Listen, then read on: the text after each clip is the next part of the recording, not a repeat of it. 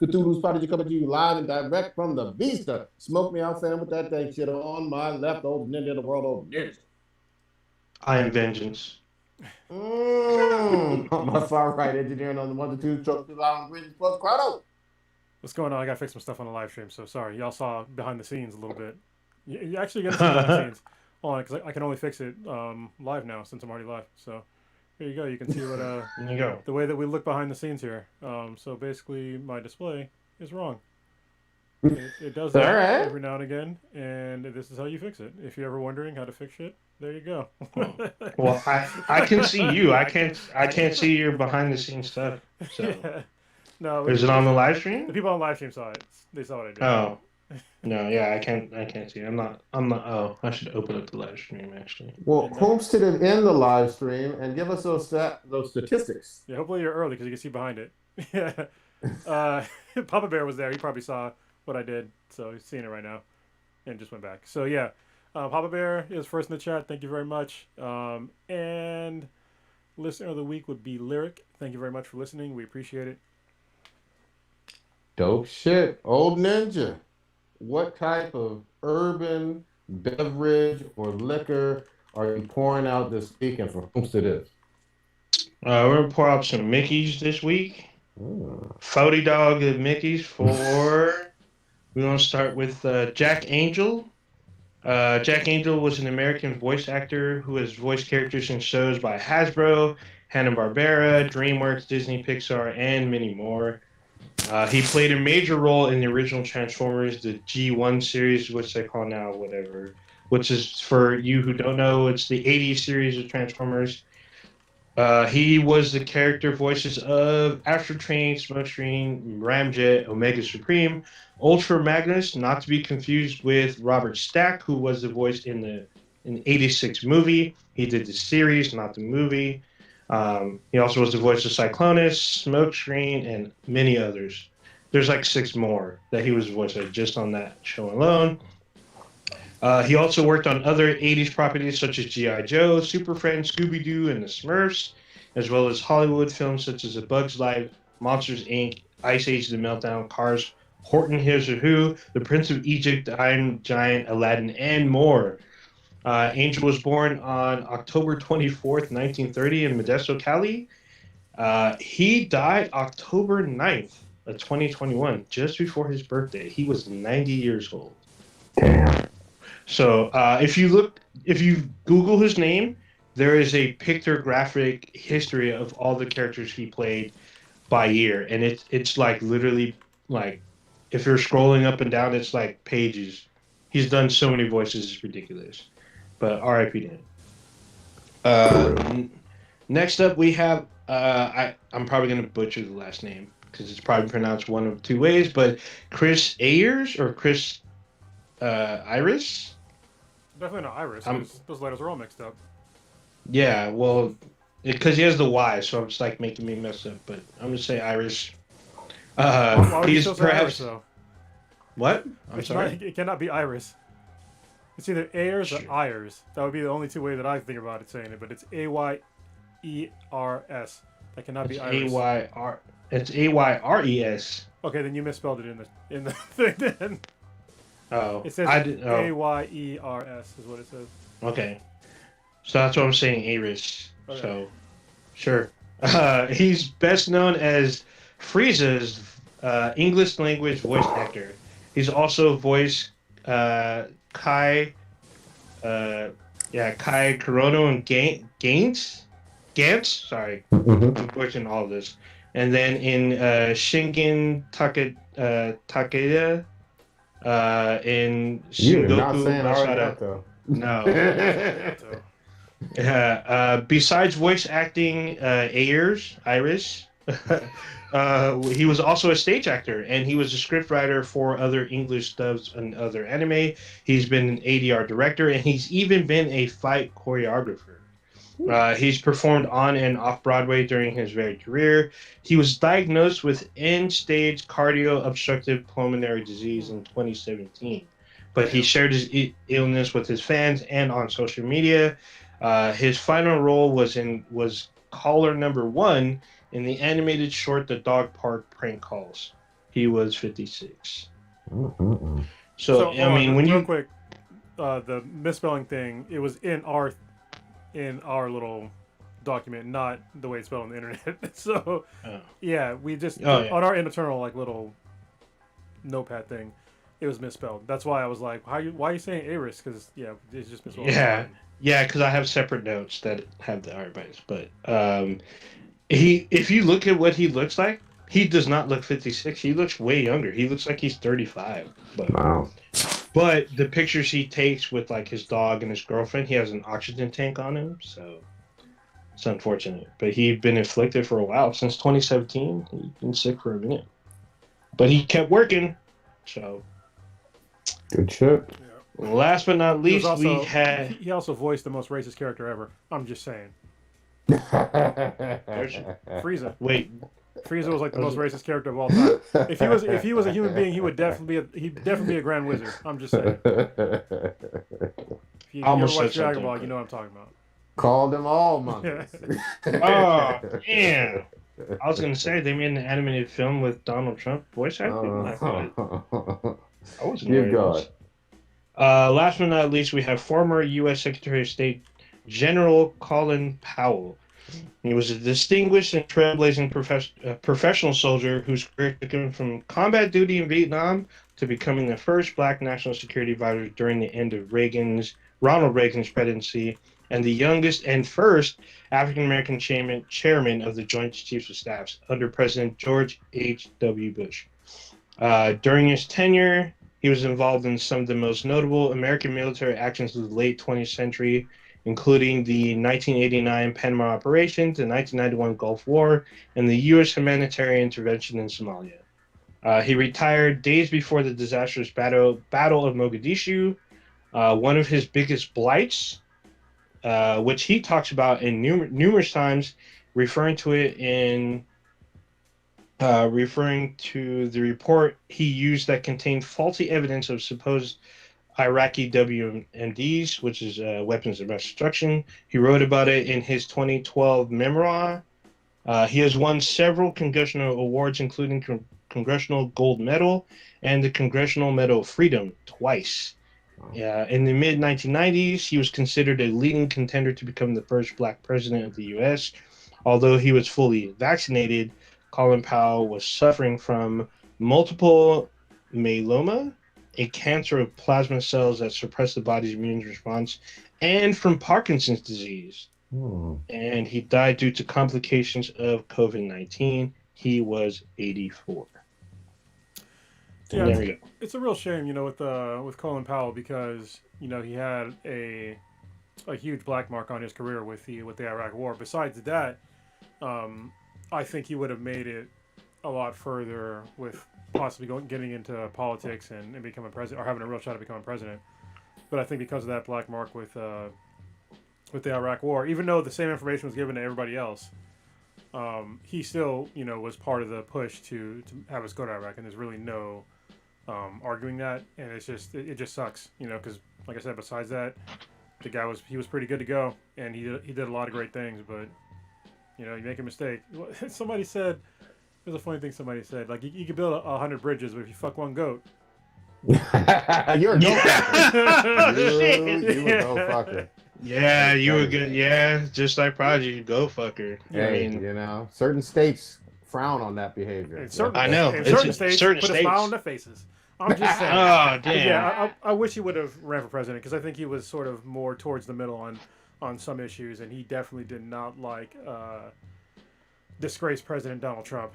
So no, he did not like him at all. In fact, Donald Trump, literally 24 hours after the death of Colin Powell, talked mad. He was talking shit. Yep. He said some fucking. It sounds like, well, I don't know, like crazy shit. But I'm gonna tell you this quote. This is the quote that he says. So, former President Donald Trump says, quote, "Wonderful to see Colin Powell, who made big mistakes on Iraq and famously so-called weapons of mass destruction, be treated in death so beautifully by the fake news media." He also says, "Hope that happens to me someday." He was a classic rhino. it's RINO. Yeah, right. Republican in name only is what it stands for. Okay. Yeah. If even that, always being the first to attack other Republicans, he made plenty of mistakes, but anyway, may he rest in peace. End quote. Yeah. So this is classic, classic Trump making things about him that have nothing, in a lot of ways, nothing to do with him. It's real easy to just be like, hey, my condolences to his family, RIP. Talk about some of his military service or Secretary of State service, and leave it at that, like any other normal, logical human being would do. But of course, no. If he's gonna shit on fucking John McCain, yeah, I was just gonna say that. He's gonna do it. And Colin Powell has on record publicly called out Donald Trump and then gave his support to Hillary Clinton. But here's the thing, probably why he's pissed. Here's the thing, goddamn, and we're making it more about Trump too. But at the end of the day, whether he, as a private citizen, endorsed you or didn't, all you got to do is say, "Rest in peace" to an American, war veteran, and all. I mean, that's it. It's a real easy layup of a rest in peace for this guy. But he can't even do that because he's such a narcissist piece of shit. I mean, that's really what it is. He made it about him. He did. I mean, he's salty because that Colin Powell didn't give him support, and he literally said that Donald Trump was dangerous, and more or less. I mean, it's not exact quote. Go ahead, Carlos, get in there. Yeah, I mean, this is why I can't stand Donald Trump, because he talks about how much he loves the troops, how much he loves America, but he doesn't. Look at what he said about John McCain, even before he died. He was talking about how he liked his soldiers not being captured, and he basically was trying to disgrace him because he was captured and was tortured. I mean, Jesus Christ, the guy couldn't even lift his arms up, and he had lingering issues from being tortured in Vietnam. And look at what happens with Colin Powell. These are the problem with Donald Trump is because these are two men that everybody knew garnered more respect than him, and they actually put their lives on the line to do what they believed in, and he can't. None of that even comes into his mind because he's a narcissist and he's a coward, and we all know he's a coward. But he has to continually denigrate people that actually have some moral character to them because he has none, and he's a complete joke. And when even people in the military, when they talk about he supports the troops, no, the fuck he does not. He does not support the troops. Tell me how much extra funding that the VA got during his tenure. How much did we get? Nothing really changed under his presidency for the vast majority of the military. And he attacked he attacked trans people in the military. Like, he doesn't give a fuck about people in the military. He's just using you the way he uses everybody else. But this is another thing where people are just gonna be like, oh yeah, fuck Colin Powell. Stop. Like, look at the person that you're holding up to, like, this standard. A guy that has multiple allegations of sexual misconduct. A guy who's literally has a litany of legal woes ahead of him. He was just in fucking court, or he was in the Trump Tower giving a deposition for having his security guards beat up Mexican people at the Trump Tower. And this is a fact. And so that's why he gave a deposition just this week. But people want to talk about this dude's moral character. He has no moral compass. Never forget, we're still in calendar year 2021 right now. I will never forget January 6th. He encouraged a fucking violent attempted coup on the United States. You can't get more treasonous than that bullshit in my book. Yeah. I know the trial's not completely over, but I mean, look, that was the lowest of the low. I don't give a fuck what anybody says. Yeah, my that mind, was foul. You don't even need a trial. I mean, yeah, obviously the trial needs to keep going because they're still investigating. Yeah. But it's like, we all saw what happened on those days, and people that talk about, oh, he didn't do that. You live in a different reality that doesn't even exist. You live in some fantasy land where he literally said what to do, and so did Steve Bannon. Oh, there's gonna be something. There's gonna be big things happening on January 6th. Just hold on. It's just like all these little things that they were saying. It's like they planned it. And and he literally told them to walk down to the to Congress, and that's what they did. So, and y'all saw what happened. But if you want to pretend they didn't say any of that, I mean, it's on video. So yeah, and Capitol police officers were killed by a mob. Like, Yeah. never forget that fact. Anyway, sorry. But We're does he stand up for them? No, he wants to stand up for Ashley Babbitt, the one who tried to jump through a window yeah. got shot. Yeah, you got shot because you were literally trespassing on a secure facility. I'm surprised more people didn't get shot. Yep. Yes. Well, I'm sorry. Was that all the RIPs? Yes, that was. Oh boy. I mentioned that was it. So Okay. But then we went down a slippery slope. I told you the first topic would have been. Yeah. Hey, No, it's all I already good. called we it. just got a donation. Thank you, Mahai Blurred, for using Super Chat. We appreciate it. Thank you, fam. That's fam. That's so, You're gonna hear the thing in a much minute. respect to him. So hopefully there should be a ding or something. Hell yeah. I thought it does. I thought it does. All right. There's a delay usually. So Okay. Okay. Sure. We got a whole fucking ass to get into, guys. What do you want to get into first? There's some fun stuff. Let's start with the big shit that happened over the weekend. What we basically introed about DC fandom. Yeah. I mean, that went down over the weekend. It was one day. It was Saturday. Yeah. It was roughly just shy of 4 hours, but they showcased a lot. There were some panels and stuff, but where do we want to go? Let's talk about. Do you want to talk some big stuff or? Yeah, the biggest one. I think that's the opener. That's in the A slot. I mean, we got an extended 2 or 3 minute trailer of the Batman fight. Yeah. 2.5 minutes, whatever it is, of the Batman finally. And so, I mean, I know this movie has it's going to be hyper analyzed, and obviously it has Robert Pattinson, not Ben Affleck, and in the role of Batman. You got the Kravitz girl. Is it Zoe Kravitz? Yes, Zoe Kravitz. Yeah, Zoe Kravitz playing Catwoman. You got Colin Farrell playing a fat ass Penguin. And did he gain weight for that, or is that prosthetic? It's his facial stuff's prosthetics. Okay, but not the rest of it. I don't. I mean, he could be wearing a fat suit. I mean, he's wearing a jacket the whole time, so he's almost unrecognizable. Oh yeah, like right off the bat. I'll start off. I was impressed with this. Who's doing the movie? The director is Reeves. Is that it? Yeah, the guy who did the Planet of the Apes films recently. Yeah. Wait, have you guys heard our poor homie Kwan's story about Matt Reeves? Because he worked with them. It's a very long story, but y'all haven't heard his story. He's told this story numerous. Basically he has problems shitting in public, so it's a very. Fuck? Yeah, it's a very interesting story. Wait, who? Matt Reeves. Yeah, the director. Yeah, there's a huge story about. It's a behind-the-scenes story. We got to have him on to talk about it. I've heard him talk about the story at least 4 times. It's still great every time. So. I feel like we shouldn't know that, but that's an exclusive. Yeah, it's so great. It is so great. He's very detailed in the story because he worked with the man on Planet of the Apes, and it is very his ass. That's what you're saying. No, it's deeper than that. I don't want to give it away because it's a good story. He tells it so expertly.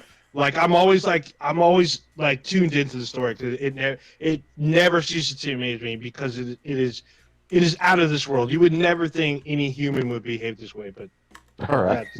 But go ahead. Shitty stories.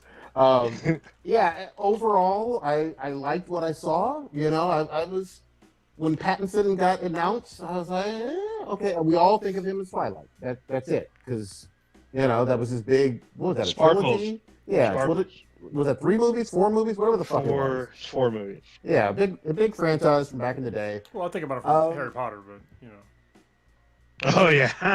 I guess he was in. Yeah, I always forget he was in Harry Potter. Yeah, he dies in Harry Potter. He was Cedric Diggory, right? Mm-hmm. He was. Yeah, I forget about that. But yeah, but I think about Twilight first with him. Maybe this is gonna wash that image out of everyone's mind. We'll have to wait and see. But the trailer looked interesting. My favorite part, and then I'll turn it over, was the Batmobile is on fire and upside down, and Penguin is fucking ecstatic, and it's like I got him. And then, of course, Batman comes right out of the fucking flames, and Penguin looks like he's gonna fucking shit himself as he's walking towards him, and then you see the logo for the Batman. I was like, oh shit, here we fucking go. What y'all think?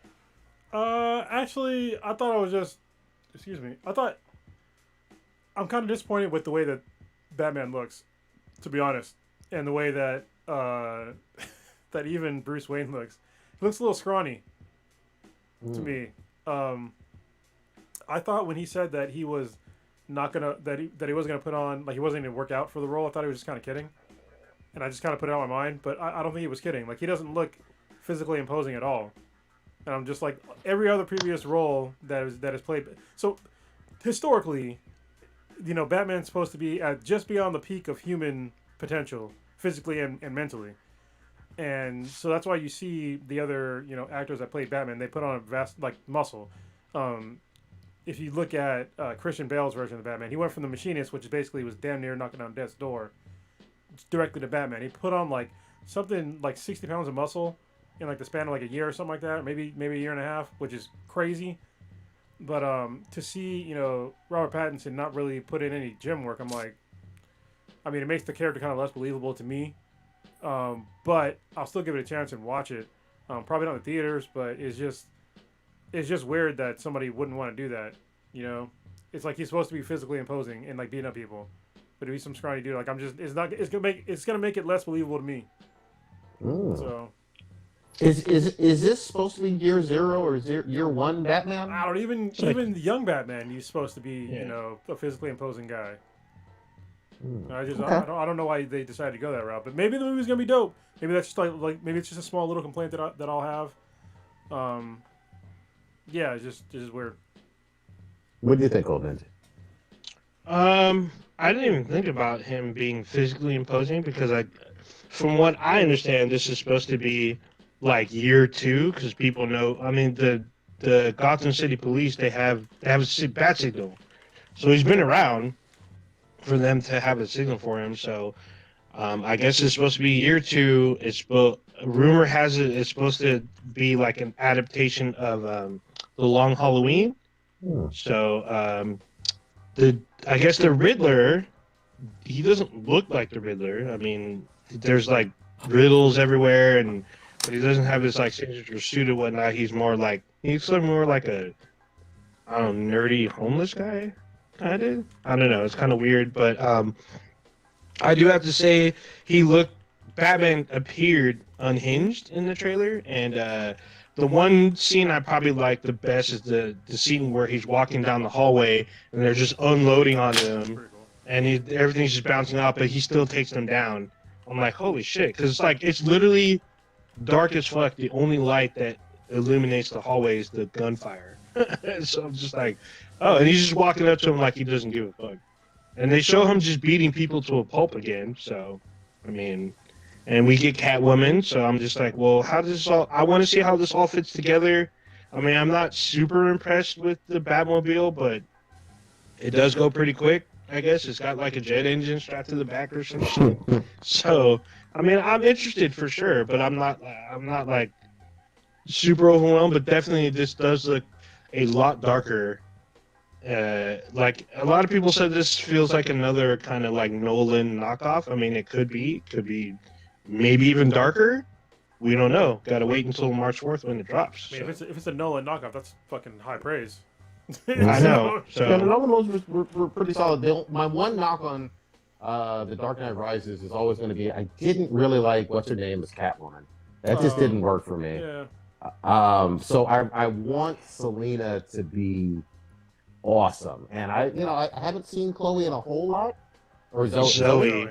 I keep saying you probably seen her in a bunch of stuff and just didn't realize it was her. Maybe. She was in one of those X-Men movies, right? Yeah. She's in X-Men First Class. She's in Mad Max Fury Road. That's true. She's an extremely attractive woman. I'm just saying. Yeah. Oh, absolutely. Yeah. No. What's the movie you like? Dope. She's in Dope.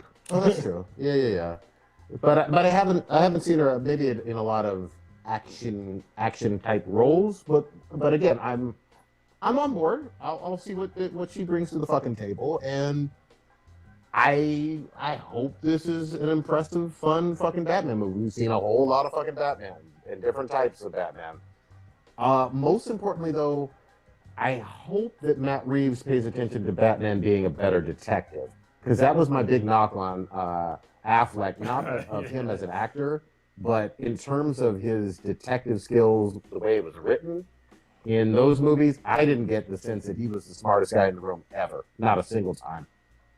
I mean, it's hard to be a detective when you're constantly, in blood rage mode and just killing people left and right. I mean, he's a mass murderer, and he's not the smartest, tool in the shed. All right, hold on, I messed that up. I made myself sound even stupider. Not the sharpest tool in the shed. But yeah, I'm on board. It looks big. It looks like it'll one way or another be having people talk. Either people will love it or hate it, or it'll people will be interested one way or another. It was certainly the big showcase, at least in my opinion. Oh shit! I mean, I'm looking at Zoe Kravitz stuff. She's in like some high-profile stuff. I mean, I haven't seen these the Harry Potter prequel stuff, but she's in those. The Fantastic Beasts and Where to Find Them. She's in those. She was in Allegiance. She's in that movie Kin, which I heard was actually okay. She's in Spider-Man Into the Spider-Verse. She's the voice of Mary Jane. Oh yeah. I mean, she's Mad Max Fury Road, like I said. Allegiance, which was another like pretty big one. There's some action. Well, no. There, like I said, Dope before. She's in some in and out of stuff. So I'm on board. I'm on board. If she brings it as Catwoman, then I'm down. The best one I've seen so far live action has been Michelle Pfeiffer. And that was a long fucking time ago. Wasn't Holly Berry's? What are you talking about? That was a masterpiece. It wasn't Anne Hathaway? And yes, I called her Holly Berry, so I don't give a fuck. Remember that rap song about her? Halle Berry, oh my god. Halle Berry. That's such a terrible song. You and your trap music. It was trappy. Trashy. What y'all think of The Rock's Black Adam? I mean, it was a short, teaser clip. So it's not a whole lot to really. It was like maybe a minute or so long. And, it looked. I mean, he looked definitely really intimidating. Yeah. And so he was catching bullets and just vaporizing people and shit. So yeah, I think it's really that's the way he should be, like a really imposing dude that doesn't fuck around. So yeah, and it was cool to like see their vision of Kandak, right? We did this last week, didn't we? We fucking did. Pretty sure it was Kandak. It's not Kandar. He's gonna look it up again, just like he did last week. Whoever's listening to these episodes back to back is probably like, "God damn it, these guys." Yeah, it is. It's Kandak. Kandak. No, it's Kahndak. That's Kandak. I kept thinking Kandahar or some shit. I'm like, that's a real place though. It's fucking Afghanistan. Look, I'm going to confess, before Black Panther came out, almost everybody who don't read the books had trouble saying Wakanda. Let's be real. Yeah. You know what I mean? They were saying Wakananda? What gonna do? You know? The black people. Yeah. Black people. Oh, man. All right, what do you think, Olga? I was super because I wanted to see more. Finally, after hearing about this project, because this sounded like vaporware for like a decade, and now we finally get to see like real stuff. I wanted to see Pierce Brosnan as Dr. Fate. We didn't see any Dr. Fate, but he did get to talk about it. He said this is a big project. Hawkman, we didn't really get to see. There's other characters. I didn't know Atom Smasher was going to be in it. So we're getting members of the JSA in this film. Apparently, Black Adam probably will go through them. So it should be interesting. It's kind of weird because Black Adam is usually, to me, associated as a villain. I mean, I guess sometimes he's an anti-hero, but most of the time he's beating the shit out of heroes, namely Superman and Shazam. Shazam's his number one threat because he wants his power, and he doesn't think Billy Batson deserves that power. So he ends up beating the shit out of him and trying to take the power from him. So it's going to be interesting to see. I'm unclear I was unclear to think like what time period this takes us in, but they got guns and shit, so I think we see how he gets captured and then how he gets freed. So I'm interested to see. I want to see more. I want to see a full length trailer. I'm excited about this. This is one of the few times that The Rock plays a villain, so should be Yeah. interesting. So this is crazy. So The Rock has been talking about being Black Adam since before the fucking MCU existed. Mm-hmm. Damn. All right. So this goes back to like 2007, and I'm like, Wow. bruh, like, why did it take so long? Yeah, well, hey, Yeah. look, we got to call him like we see him. That's a complete fuck up on the part of Warner Brothers. We all know The Rock does 1 to 2 movies pretty much on average a year. Yeah. Like he is always filming. It's not like he's been lazy or not been doing shit. Oh, he's Every always he's always working. So Warner Brothers should have been on their game and like at some point made this fucking happen. But I'm glad we're finally hopefully getting it. Doesn't it drop next year? Yeah. Maybe. Yes. It's 22? 2022. Okay. Okay. We gonna see. We gonna fucking see. Yeah. It's crazy. That's just crazy to me that it's been like so long. Yeah, and the other thing is, though, you kind of have your own mini like Shazam almost universe, like because like Old Ninja was saying, I'm almost positive, especially if Black Adam is successful as his own solo career, he should do a crossover and beat the shit out of fucking Billy Batson at some point. You know what I mean? It's just funny though when you talk about that. He's like being up a little kid. Yeah, exactly. I mean, for That's sure. just rude. Yeah. Mhm. Well, and they don't want to fuck up too much because like the kids from Shazam are looking older and older. You know? Yeah, you know what's crazy to me though is that DC had a real chance back in like 2007 to actually pull like a real DCEU. Like the DC we have right now is like it's so kind of half-assed to me. Like they're really disjointed. They try to do the the coming together with the Justice League, but it was nowhere near like the coming together with the Avengers at all. And hopefully this can like start this off with like maybe they can just try to restart it, with Black Adam and the Shazam 2 and the Flash is coming out and the Batman. So hopefully they can redo all this with like another phase of let's make a real extended universe thing going. But I mean they'd have to be like really on on their P's and Q's to make this work. So Absolutely. Well, and here's where I gotta say the Flash trailer wasn't completely fucking trash, and I have shit on Ezra for like 4 or 5 years. I fucking love the suit. I'll start with that because the suit in Justice League, even the Zack Snyder one from earlier this year, which I liked, that suit was fucking trash. And I don't really like the way Ezra played the character, but I like the suit in the Flash trailer. I like what they're putting out. It looks interesting. It looks like it has elements of Flashpoint in there and some true Flash history that we're going to get, hopefully. I think the Bat Cave, from what I was seeing, is Michael Keaton's Bat Cave from the '89. That's what it looks like. Yeah. So I mean, the voiceover is Michael Keaton. That's interesting as fuck, man. Yeah, and then in the trailer, or it's not even a real trailer; it's more like just footage. But we see two Barry Allens, and we see Supergirl. Like everyone's all focused that hey, there's 2 Barrys. I'm like, Supergirl's right next to them. Yep. So we see 2 Barrys, and Supergirl seemingly asking Batman if he's going to team up with them. And I was just like, whoa, well, this definitely appears to be very interesting. I'm interested to see what else happens. Are we going to see the Reverse Flash? I don't know. We haven't seen Eobard Thorne yet. We might in this film. Man, I'm going to tell you right fucking now. Reverse Flash is one of the all-time greatest villains ever. He's so fucking petty. He's so OP. If they do him right, you talk about kicking off, like your hopefully jointed cinematic universe. Reverse Flash can show up almost fucking anywhere and wreck shit. He can make cameos all over the place and be a fucking dick every time.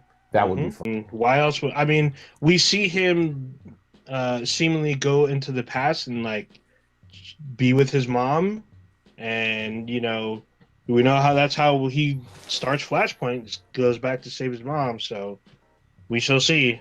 I'm waiting for a full-on trailer, but what I saw, it did look interesting. I'm curious. So, did you all see the flat? Not the Flash. Shazam's little side piece too. Yep. Shazam: Fury of the Gods. We got Helen Mirren and Lucy Liu playing these two goddesses coming down, trying to put the smackdown on Zachary Levi and his squad. It looked kind of interesting. Looks like they're still filming because I don't think they're done. But we got to see a little bit of footage. So, what did y'all think? Go ahead, Harness. Did you like this one? I actually didn't see it. Okay. Oh wow. Yeah, my bad. The Shazam 2 has me interested. I like the power set. I like what they set off in the first one in general. I didn't absolutely love it, but I enjoyed it for the most part. When I went back and saw it again, I was like, okay, I get where they're coming from. I'm down for Shazam. I just want them to keep building towards that inevitable beatdown with Black Adam. So yeah, if they're creeping towards that, I'm down. Oh, I won't be surprised. Like either the after credits or the end of the film, we see Black Adam. So that's what I'm hoping. So we'll see what happens. But I know that they go. I guess they go to Mount Olympus. The Wizard is back because they show a scene with Djamon Hansu or Digimon. Yeah, that guy. He played the Wizard in the original Shazam. He's back for the sequel. I guess they go to a couple of Greek god history locations. One of them is Mount Olympus, and I think they go to another spot too. I think they go to the River Styx for a second. So, real quick, the other thing that they got to get fucking right with Shazam, maybe in the trilogy or maybe in a cameo even in the second one, who fucking knows? You got all this Greek god stuff going on, rightly so. That's part of his lore and mythology. Well, you already got Wonder Woman and Diana with all kinds of Greek god history and stuff with Zeus as well. I feel like Diana should be a cameo somewhere in here too.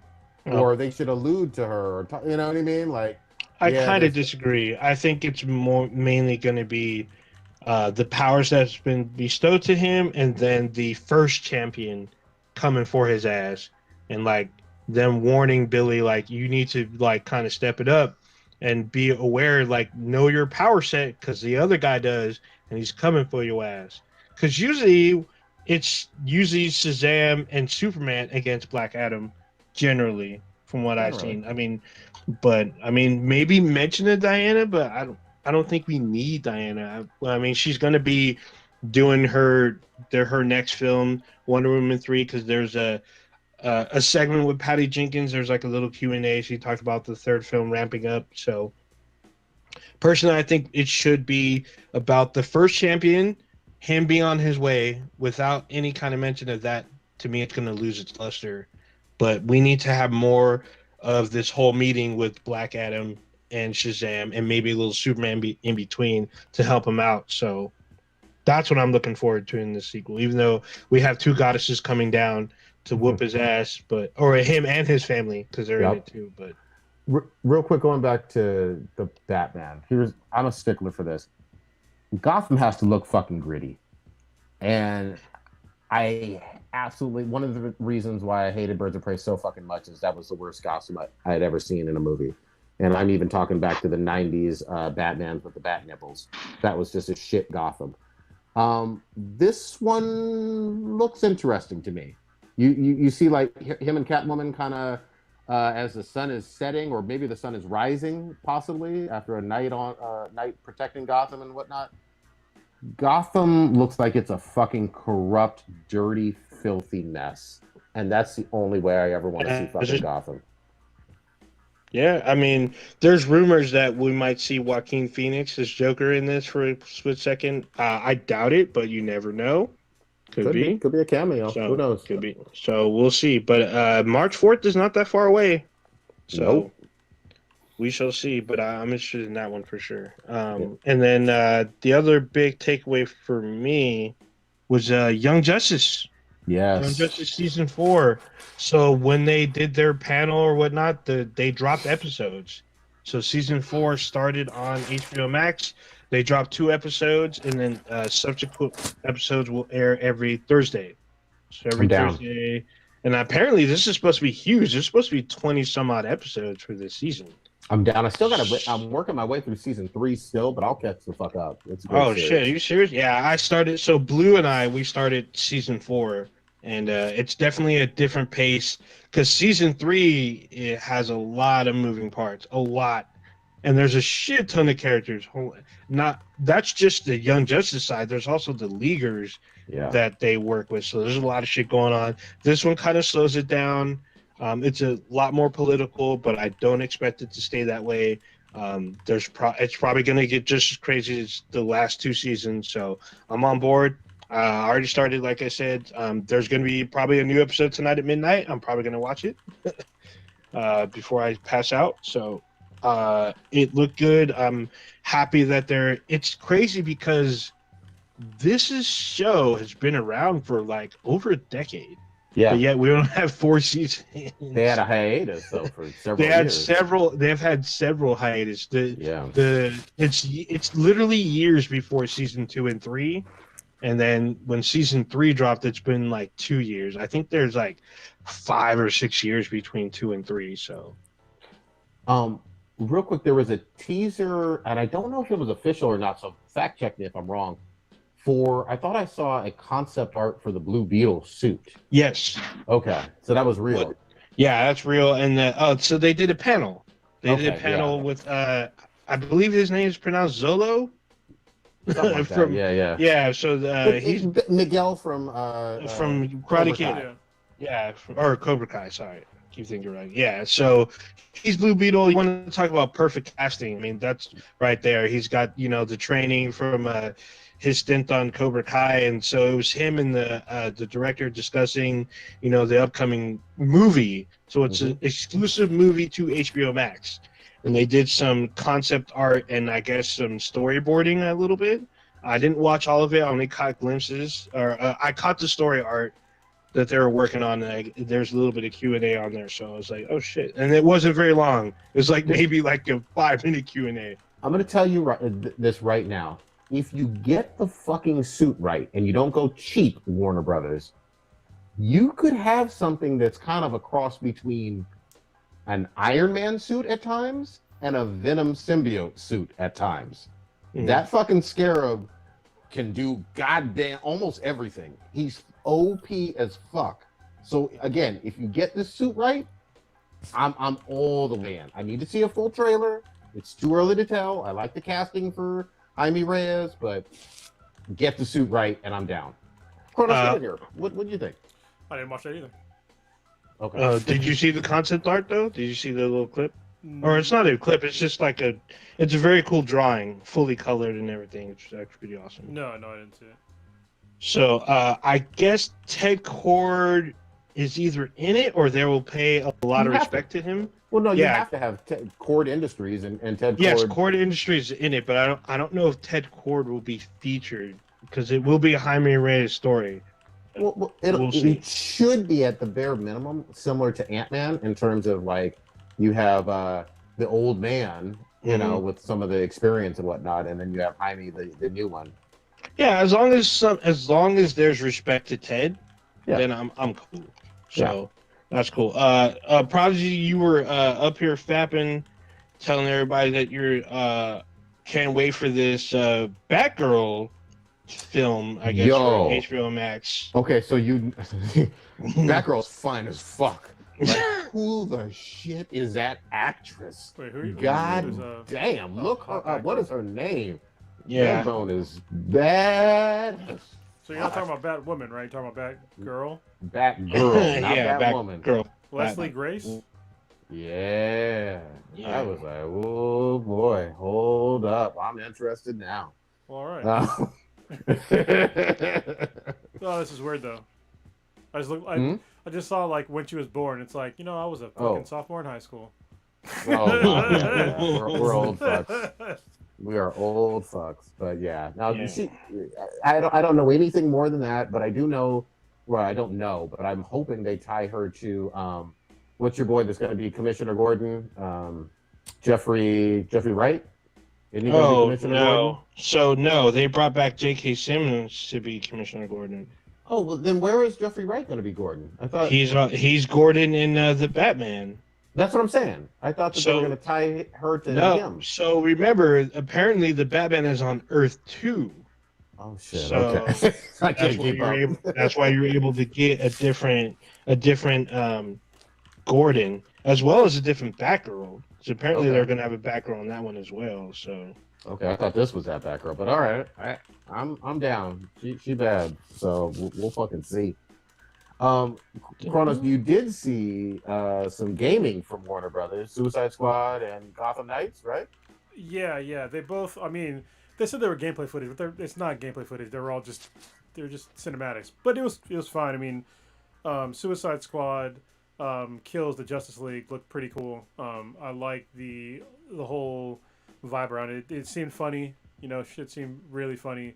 And it looks like the Justice League has been taken over by something. So they've got to go out and kill them. And it's made by Rocksteady, so it should be dope. Rocksteady made I guess at this point, the second best comic book game of all time. With Arkham Asylum and Arkham City. I think it was Arkham City, right? That was the other one?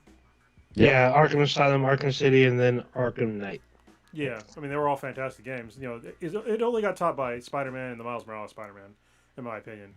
But it wasn't by much. I mean, those games were fantastic. So I'm all in for that game. What do you guys think about that one? I'm definitely impressed by it. I will say this: going up against the Justice League is just going to be fun because we already know all the Superman and Wonder Woman, and Batman, and Green Lantern. We know their power set. We know their personality. We know how they get down. And if you're in the Suicide Squad, you got a fucking bomb in your head, and you can go all out. You know what I mean? You don't have to be held back by the rules of being a quote unquote hero. Really, you know what I mean? So those should be some fun ass boss battles. The only thing I'm a little confused on, and again, like Rono said, there wasn't gameplay footage, but I'm assuming that this takes place all over the DC fake US because Metropolis and Gotham City and Central City, Jump City, all of that, because that would make it even more interesting having a whole bunch of variety on the worlds to fight in. You know what I mean? And I don't even know, is this open world or not? And is it co-op? So I would say based off the Arkham series, it's probably just the same. Semi-open world, a very big sandbox. Co-op, I don't see why not. Because, look how many characters at least the trailer has. Like, there's a shit ton of people in this. And some of them die. Some people get their heads blown off. So it'd be interesting if you play certain characters and their character dies, and you have to switch to a different Suicide Squad member. I don't know, but I think it'd be very, very fun to play with like a 4-player co-op Suicide Squad. But we shall see. I mean, we haven't been given that much detail as of yet. Not that I've seen. Yeah, and I just love the whole aspect of Waller being a raging fucking cunt. Like, I don't want a friendly Amanda Waller ever. I don't want her smiling. I don't want her making inspirational anything. I just want her being a fucking cunt saying, do this or I'm going to blow your fucking head off. That's it. I love that. You know what I mean? Yeah, that shit with the penguin was hilarious. Oh, he's running away. No, he's still going. No, he's out the door. That's fucking Waller. Like, keep that shit. And I even love when she's like telling Batman off. Like, Waller needs to be fucking Waller all the fucking time, whether it's skinny Waller, fat Waller, or whatever. Couple of tidbits. According to Rocksteady, this is a continuation of the Arkham series, and this will have single player and multiplayer. All right, I'm very interested. It's been a while because Arkham Knight was probably 2014, 2015, somewhere in there. So the game takes place in Metropolis. Okay. Open world based on Metropolis. And the characters, I guess, Harley Quinn, Deadshot, Captain Boomerang, and King Shark, just like we saw. And there will be, a 4-player cooperative player mode. Hell yeah, man. I'm fucking down. And if you're playing solo, players can switch between characters at will, while the others will be controlled by AI. Huh. So there you go. If the AI is good and this works well, I mean, Metropolis is certainly big enough to do almost anything with. It just you need like the core members of the Justice League, and you need to fucking fuck them up. That would be interesting. I mean, just because Metropolis is just as famous as Gotham, but it's known as the City of Tomorrow. It's supposed to be the clean version of Gotham, but Yep. Metropolis does have like a quote unquote ghetto, one of which being Freeland, where Black Lightning's from. And there's I guess there's been other heroes that have come out of some of the spots of Metropolis, so we will probably see other like maybe low level Justice Leaguers that we have to go. Like Cronus was saying, it looks like they're being taken over by something. To me, that something looks like Brainiac. I was gonna say, It looks a lot like Brainiac, even though you don't see the head or the skull or anything. It looks very crazily like Brainiac. So, but at the same time, both Lex and Gorilla Grodd have had some serious takeover. Exactly. Plots, so we'll see. So did Ultra Humanite. Oh, the Humanite, yeah. Yep, that's true. Very true. Shit, he put his brain in other people's bodies. Hell yeah. So we'll fucking see. And then the other one from the gaming standpoint was Gotham Knights, which we know has 4-player co-op with the basically the two-player co-op. Sorry, 2-player co-op, but with the Bat family, with Batgirl, Jason Todd, Red Hood, Nightwing, and I think it's Tim Drake. I don't think it's Tim. I think it's Damian. Well, that Damian looks pretty old. Okay. Yeah. Well, I mean, his dad dies, but. I'm telling you right now, this is a big spoiler, but Bruce Wayne is not, or Batman is not really dead in that. Oh, of course not. Fuck out of here. Definitely yeah, like, exactly. That's definitely Damian. That's Damian's Robin's suit. Oh, it is? Okay. So, yeah. So it's Red Hood, Damian Wayne is Robin, Batgirl, and Nightwing. Okay. Still very much down for that one, but I'm sorry. That is Tim Drake is Robin.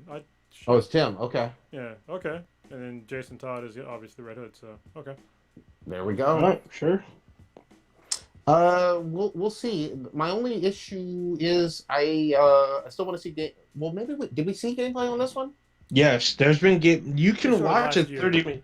Yeah, about to say you can watch the 30-minute because there's a segment of someone playing Batgirl and someone playing Robin as they fight Mr. Freeze. Okay. And they have to work together to take down his little freeze atomic bomb thing. I mean, it looks like the Arkham series, except with 2 people in it. And but this time, for fandom, they showed the focus as the Court of Owls and what the different talons look like. There's multiple talons coming at you. And I'm like, oh shit, this ought to be interesting because I know those talons are no fucking joke. So if it takes 2 of you to take that one talon, you know that it's gonna be some shit. Well, I don't feel pain, so. Yeah, they sure don't. That's one of the better Batman stories. It actually involves the whole Bat family in a lot of ways. So yeah. I'm down for that one. I'm hoping that there will be DLC characters like Azrael, even though I don't think he's a huge player in it. Huntress, Batwoman, and the Signal, and Batwing. Hopefully you're able to play them later on, add them as DLC. So we'll see. One of my favorite fucking moments I think it was Arkham Knight. Well, fact check me if I'm wrong, but where you're kind of gliding in the kind of open world of Gotham City, and all of a sudden, Man-Bat just fucking swoops out of nowhere and fucks your shit up, and you're just like, what the fuck is going on here? Yeah. That happens twice. That happens in Arkham Asylum and Arkham Knight. Okay. Yeah, that was like, oh shit. I wasn't warned about that. That was cool. Yeah, it's fucked up because when you're trying to get him, he screams at you and shit. I'm like, oh shit. Mm-hmm. Good shit. And then one last DC thing. I know we've gone heavy on DC. The Injustice animated movie dropped, so I haven't seen it yet.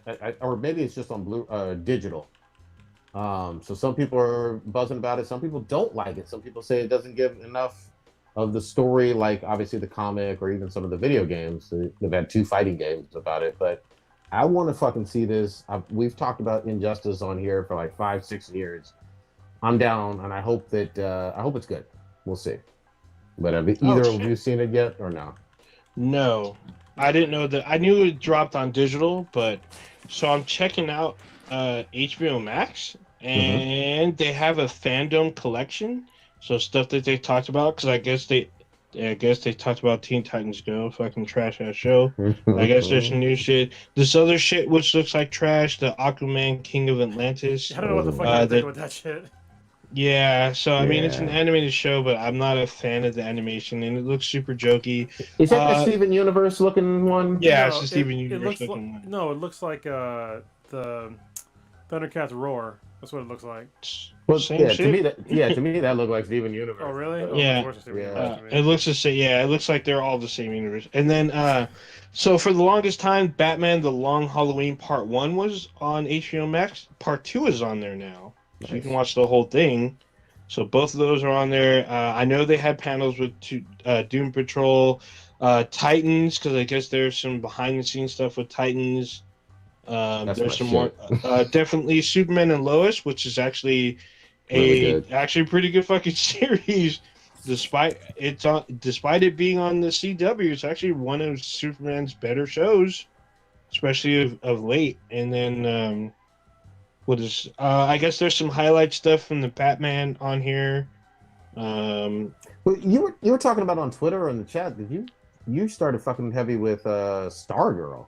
Yeah, holy shit! Like, so the first season of Stargirl is not a CW show. It started on DC Universe before it imploded. So the CW caught it.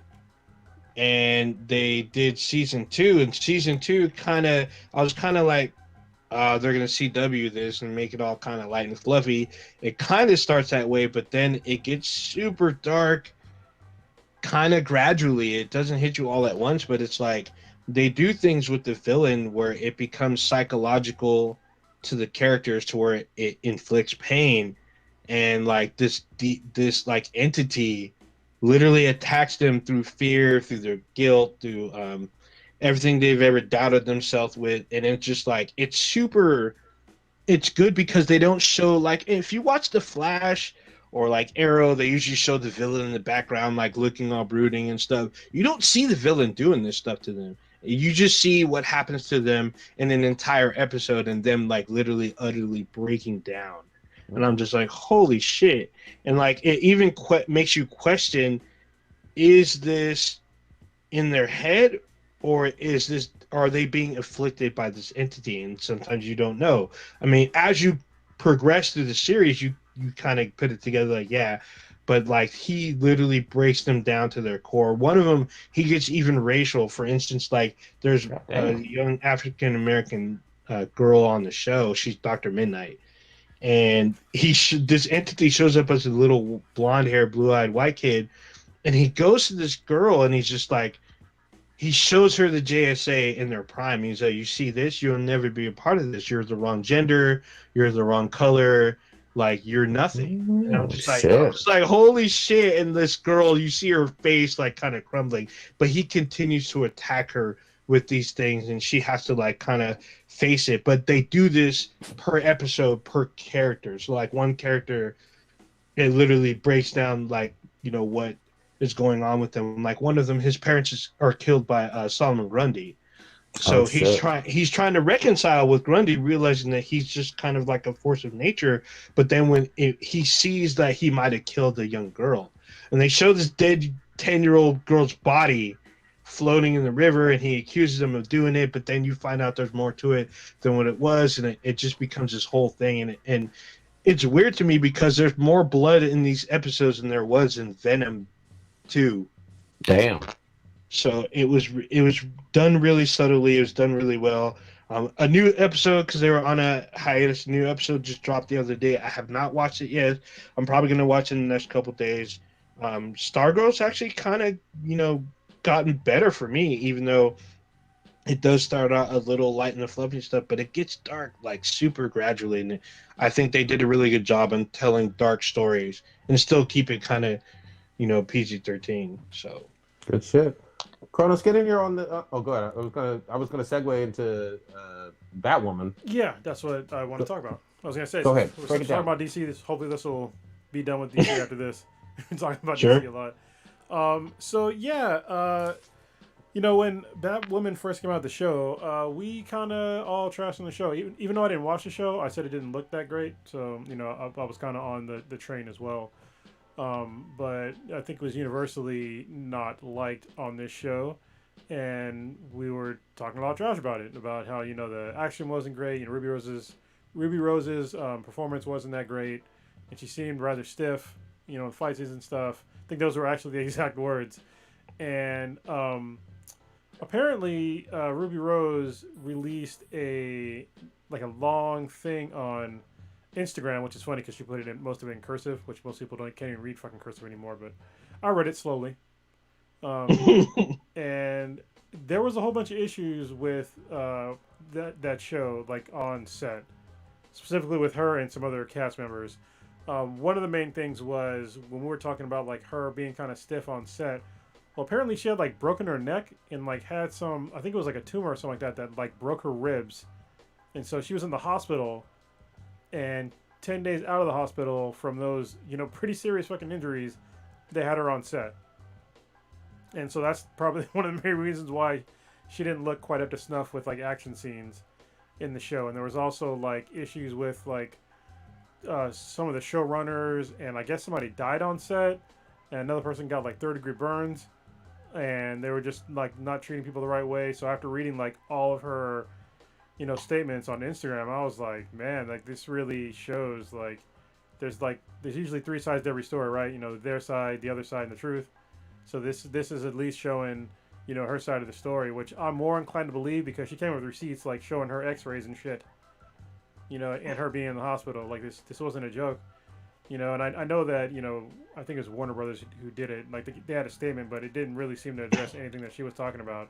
They were just trying to say that they fired her. I'm just like, okay, I guess, but can you address like what she said, like the actual grievances that she had about the show? Because it seemed like they were just kind of fucking her over for like a lot of this stuff, and for her to like, and she felt like she needed to stay because she was like making the show kind of work, but after a while, she had to go. So yeah, if y'all are interested, like go on her Instagram page or find it on Twitter. It'll show like her side of the story of what happened with Batwoman. So it's just not what we originally thought. So did y'all read it? Yeah, I did. Well, I saw most of it. I didn't see the actual X-rays in terms of that she posted, but if that's true, then obviously CW Warner Brothers really fucked up and fucked her over. She was alleging that basically they almost like blackmailed her. Like if you don't, come back, we're going to cancel the show and everybody's going to get fired. Yeah. So that's foul and wrong and all of that stuff. If true, I want to just say that because I wasn't there. I don't know what the fuck happened. But I mean, I tried. I watched like one episode of the season without her, and it was rough to watch. At least for me and my sensibilities. And I've watched plenty of CW. My expectations were pretty low.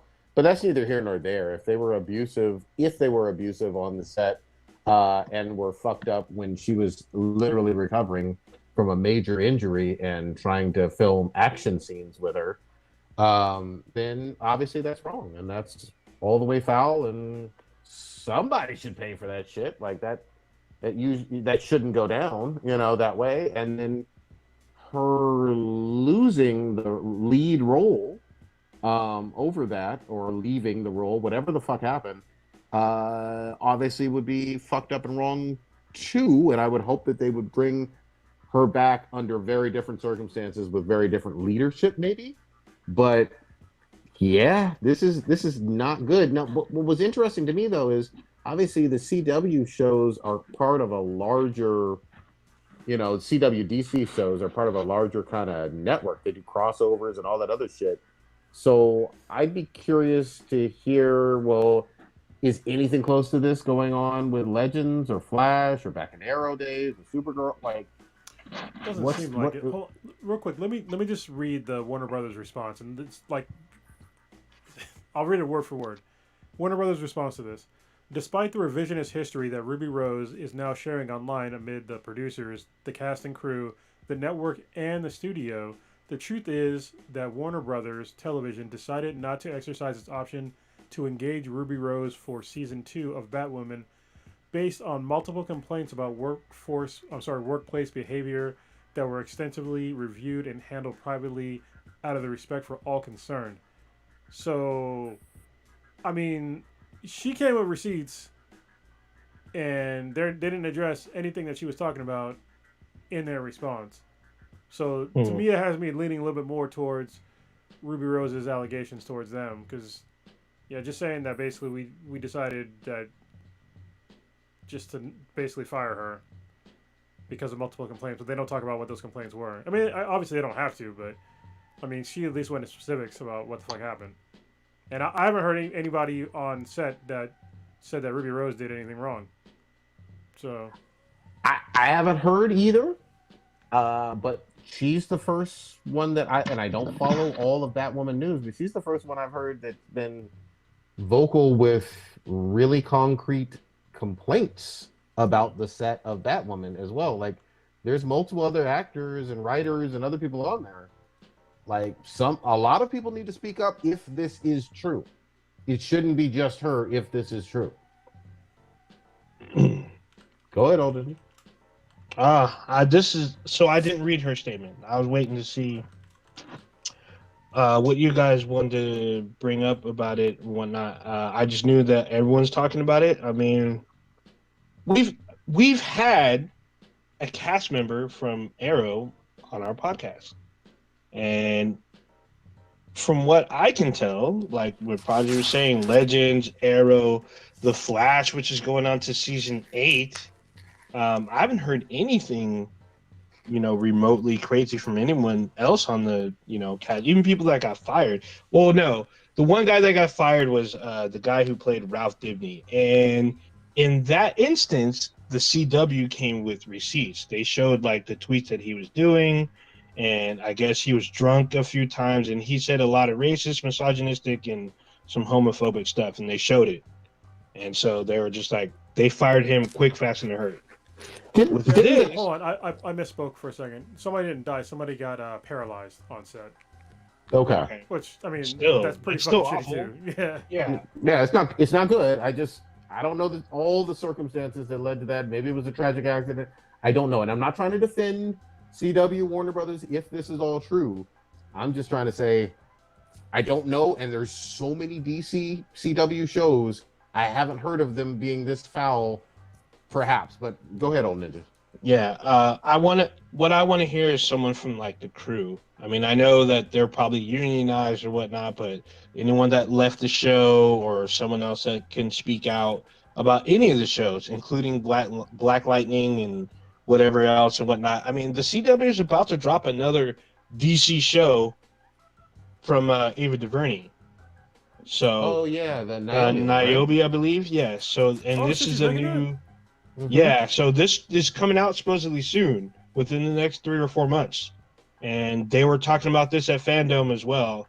I want to hear, someone that can maybe speak anonymously off the books about, hey, yeah, this was kind of messed up. It's not, this isn't completely true. Something either, I want to see some kind of receipts from the other side so we can try to, as the fan base or whatnot, piece together the truth. But if this is true on her part, good for her for leaving. That's some shitty shit to go through for your job. Wait, Prodigy, stop! Whatever you're doing, you're like rubbing your microphone or something. You scratching? Okay. Yeah. So I'm hoping over the next couple days that we'll see more light being shed on this subject. So, but for now, it sounds really shitty, providing that all of her accusations are true. And I hope the CW does better, and I hope everyone else on the other shows remains safe. Providing that these allegations are true. So. And if I'm not mistaken, though, Batwoman is going into like season 3 now. Season 3 already started. I think Yeah. the second episode just aired like tonight or yesterday or something. So yeah, I don't know. I don't. Yeah, I don't know. I don't know Yeah, what happened on that set. So season 8 of The Flash drops next month with a huge, like a 5-episode crossover event. So Yep. this could impact this coming up. I mean, they're not the same shows, but some of the people from Batwoman are going to show up in this event. So who knows? We're gonna see. Let's get into that Cowboy Bebop trailer. Right? God damn, this is like one of the best shows I've ever seen. Like seriously, it was so fucking entertaining to watch. And Wait, you saw the show? No, the trailer. Oh, okay. Oh. Yeah, I'm talking about the trailer. That just I was about to say you hold that you be getting those early accesses that we be don't be knowing. On Amazon. Mostly Amazon. Yeah, I'm still waiting for the Wheel of Time to drop on early access. So I'm watching the shit out of that. And I want to. Oh, right on. Yeah. People been talking about it. But go ahead. All right. So yeah, Cowboy Bebop. There's been a curse of live action anime anything, especially American made ones. If it's American made anime anything, it's fucking trash. But this looks like they know, like they actually put in time and effort into making the show. When they first had the original music tied into the live action, there's like literally, I think it's almost shot for shot with the intro. I was all in, and then in this one, in the trailer, they're literally messing around with like the cells, like you have like the comic book cells, like they're literally grabbing like the bar of the cell and like they're moving it around to like make like these really cool action scenes and like actually progress the trailer along. And it's just you got to watch it. I haven't seen anybody do anything like this before. I don't know if you guys have, but it looked fucking amazing. What did you guys think? I've said this before. Been burned a lot on these, like so many times. I don't give me hope. I'm giving you hope. I'm giving you hope. I hope. I really hope that this does break that curse and it's faithful and it's awesome and everybody loves it and it's a huge success. I want that to be the case. I'm gonna wait until it's in our hands and we can view it for ourselves, and then we'll weigh in. But I have been burned so many goddamn times. I have not liked a single one. I think Blue recommended one a few years back, and he's like, "Oh, this is a really good one." And even that one was fucking trash. I can't remember if it was Death Note or Light or no. He hated Death Note. No. But there was one that he did. Yeah, like. I know what you're talking about. I know what you're talking about. And I watched it and I was like, maybe. Nope. Every single time I've gotten my hopes up, even if you rewind the tape on this show, I've gotten my hopes up at least 4 or 5 times. I've been disappointed. I hope I'm wrong this time. I will watch it. Old Ninja? I did not watch the trailer. However, John Cho's in this, so I'm already invested. So there you go. Yeah, John Cho and the guy that played Bushmaster. Oh, Bushmaster. Say she name right. Yeah, he plays. I forget the guy's name, but he plays like the mechanic guy. God, I forget the guy's name. Is his name really Mufasa? It's something similar to that. I think it's either Mufasa or Mustafa. I think it's Mustafa. Yeah, but say she name right.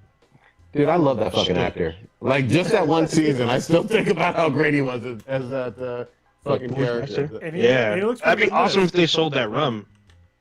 Yeah. Yeah, and I mean, he looks pretty good in this. He plays Jet. That's what his name is. He plays Jet. And nobody's going to complain that Jet is black. You better not complain. No. So wait, how do you pronounce his name? What's his name? I think it's... Hold on. Give me a second. I got to look him up again. Stokes. I'm pretty sure... Mariah Stokes. Yeah, it's Mustafa Shakir. Okay, there Mustafa, you go. Yeah. That's what I thought. Yeah, there you go. Big imposing dude. Yeah, he could kick. You saw that show. He's kicking the shit out of motherfuckers. Yeah, I was hoping he'd be in more stuff. Well, obviously, he's in this, but I want to see him even more stuff because he seems like a really good actor. Absolutely. Well, remember the other guy who took off was Now he's playing Black Manta, and he was obviously in what was that show? Watchmen as well. What's his name? Oh, Oh. yeah, I know what you're talking Yeah, about. he's in a lot of shit. He's in Candyman. He's in Yeah, the Matrix. he's playing Morpheus. Yeah, he's playing like a different version or a young version of Morpheus or some shit. I think what happened is the same thing that the way that they explained it away when that lady died, the Oracle died, that she had to get a new Oh. form. So I think that's what they're gonna do with him. Maybe. Even though he supposedly died in the Matrix. It was Yeah, in, like, he the- died. So in the game, he dies. Yeah. Matrix Online, he dies. So, and apparently they're using some of the stuff that happened in the game as canon for the film. So, Dude, all I want people to realize, and again, we're older now, but like, god damn it, 20 fucking years ago when the Matrix fucking dropped, that shit went so goddamn hard. That was like the cyber fucking Star Wars of our fucking time. Like, I remember watching it like 3 times in the theater and just loving the ever-loving shit out of it. And even the sequels, like, especially the second one more than the third one, they were big events. Like, everybody knew where the fuck they were going opening weekend. oh yeah, Huge. dude, I remember the first one came out, and I was just like, well, there's a lot of buzz around this film, but then when we saw it, it was a packed fucking house. There was people that stood on the edges of the theater the entire 2 hours and watched the film standing up. That's how packed the theater was. Even the very front row where your neck is craning back and your eyes are bleeding, all those seats were full watching Matrix. We saw like a 10 o'clock showing, and like the scene with the train where the face-offs between Neo and Agent Smith. There's this little moment of silence, and like the guy next to me, one of my closest friends, he yells out, "Fuck him up." The whole theater erupted. People threw, one dude jumped out of his seat.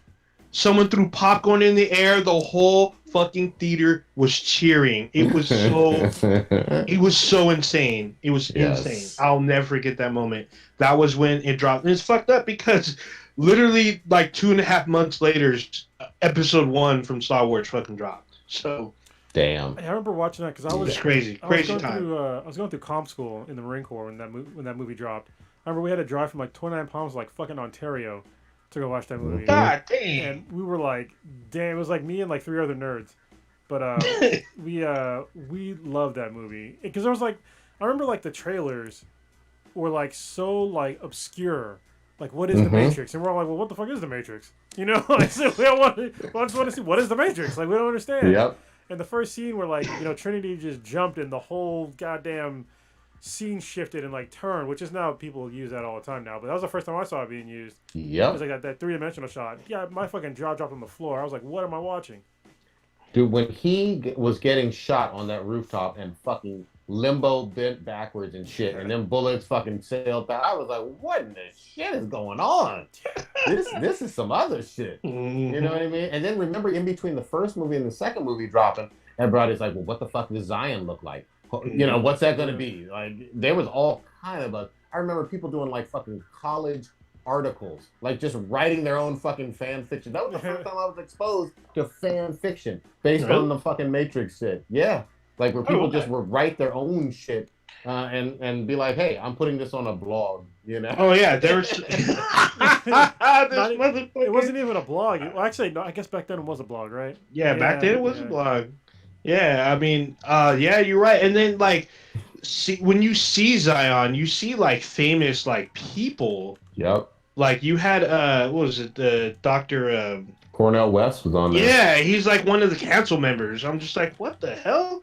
Why is he in this film? But he's speaking so eloquently. I love it. And then you had like all these other people on there. I'm like, dude, like well-respected people as well, scholars and whatnot in the film. And I remember like people were like super deep into it, like writing college, like probably said, college papers.